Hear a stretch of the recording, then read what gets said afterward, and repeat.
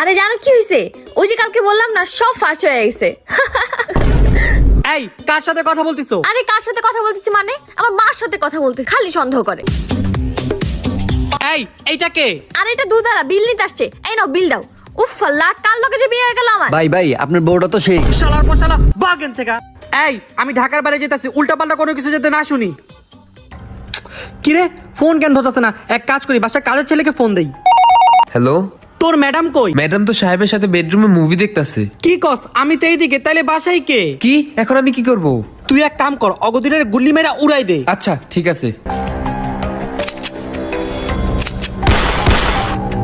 সাহেব, দুজনকে গুলি করে মেরে ফেলছি, এখন লাশের কি করব? লাশ ঘরের পিছনে সুইমিং পুল আছে, ওইখানে ফালাই দে। কিন্তু আমাদের বাসায় তো কোনো সুইমিং পুলই নাই। ভাই আপনি কোন জায়গা থেকে বলতিছেন? পাবনা থেকে। সরি ভাই, রং নাম্বার। এখন আমার কি হবে? আল্লাহ গো।